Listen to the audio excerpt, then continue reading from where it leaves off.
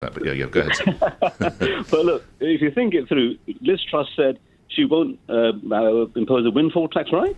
Yep. I mean, no, hang on. When she was told, Ms. Truss was told about the doubling in profits of the show, she said she would want to look at it. Now, take from that what you will. She also wants to look at inheritance tax. You could argue she'll be looking at a lot of things.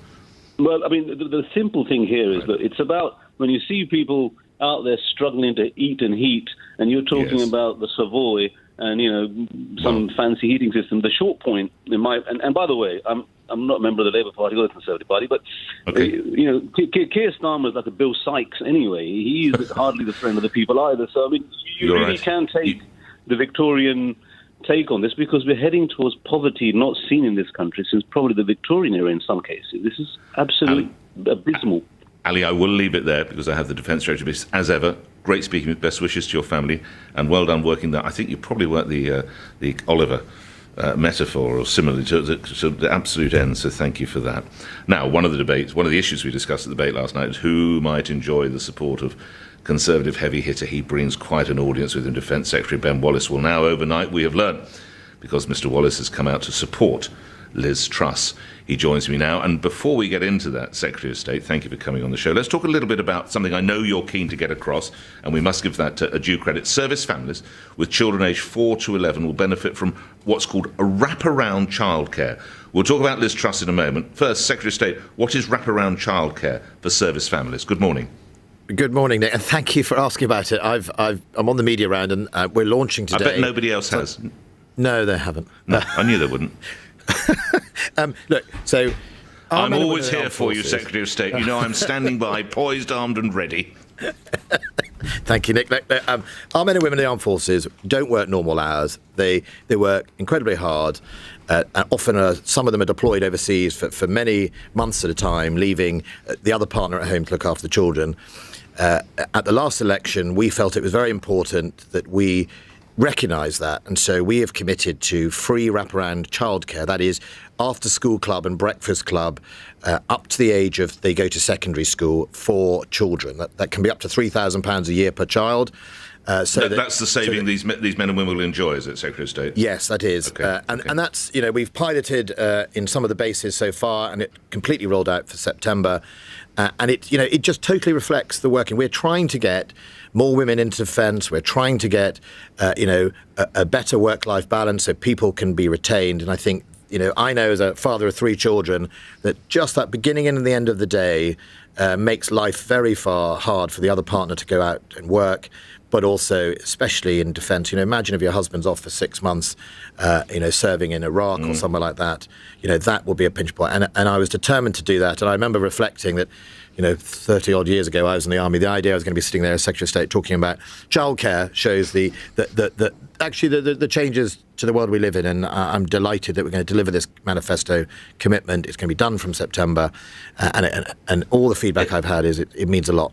Lastly on this, you piloted it, I understand, in 6 sites, Woolwich Barracks up at Catterick. Do we know now how many children might this help, Secretary of State? I can't quite give you the figure off the top of my head. It's many thousand we'll do. It's 1.4 billion over 10 years is the budget so far on it. I think I've been handed a figure. They're looking at more than 20,000 service children as a figure. So does that sound about right? Yes, it does. I thought it was about 18,000, but I wasn't going to guess. Okay, so it's around 20,000. Okay. Yeah. Mr. Wallace, you know what's coming next. Very powerful piece in the Sun newspaper today, and I will point my listeners also, you have a comment piece in today's Times, but to the Sun, the political editor Harry Cole, the photograph of you together, you've come out with Liz Truss. Ben Wallace, why? Well, look, first of all, Liz has the experience. She was not just the Foreign Secretary, she's been the Trade Minister, Trade Secretary, negotiating trade deals. But before that, she was 2 years Chief Secretary of the Treasury, nearly. She spent a long time in the Treasury. That's the nation's bookkeeper is the Chief Secretary of the Treasury. Whenever I try and get more money out of the Treasury, it's the Chief Secretary they send round with a hatchet. And so she understands both finances, economics, international trade. and defence and security. Secondly, I've spent the last 2 years with her and Rishi in cabinet, but with her I've been in bilateral meetings around the world, in Australia, in France, and then in the UN, and well, not the UN, but NATO for me, and other multinational forums. And so I've seen her close up, and I think she's authentic. What you see is what you get. She's quite feisty. I've seen her take on other nations and stand up for Britain. And then on defence spending and support for defence, she absolutely understands the impact it has both at home, if we don't support our defence, both on our economy, but also abroad on our security. And, totally unprompted by me, not that long ago, she wrote to the Prime Minister saying that she thinks that defence needs some more funding. That was nothing to do with me. It was welcome, obviously, but she's been consistent, and I felt that, on balance, having watched them in action in your debates and others, that she was the one who's going to get my support. You tell Harry Cole in The Sun, I don't have the luxury as Defence Secretary of just walking out the door. I have roles in keeping this country safe. And when asked if perhaps there'd been a dereliction of duty, you responded, quotes, we each had our own considerations. I have a duty until I'm replaced. Had Mr Sunak been serving under one of the officers in whatever part of the armed services that you might represent, what would have happened to him? Well, just like Harry Cole in his questions, you're very good. The reality is... we're probably trained at the same school. I don't want to worry you too much, but we've come through the same brutal marine camp that is the Sun, Mr Wallace. Well, I think the key here is... there are other mechanisms if you want to remove your leader of your party. I remember, I think, tweeting at the time that, if you don't like the Prime Minister, there's the 1922 process. I would be surprised if any of your listeners even remembers the ins and outs of the 1922, even those few weeks ago. But fundamentally, there was going to be a ballot or something that you could change the rules and have another confidence vote. So I felt that there was a way for people to do that. I didn't want the Prime Minister to go. That was my personal view. I didn't want Boris Johnson to leave. But nevertheless, if those people did, they could have taken that mechanism. I didn't think walking out of a cabinet is the right thing to do, especially if you're a minister whose role is, in my world and, for example, the Home Secretary's world, where we have operational obligations, signing warrants. For me, I have to authorise operations around the world. And take responsibility for those people at danger or in danger that I've probably sent to do a job.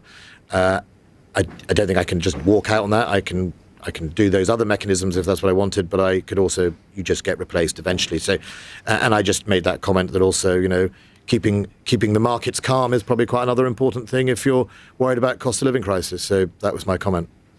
Lastly, how obstructive was the former Chancellor in granting more cash to the armed forces?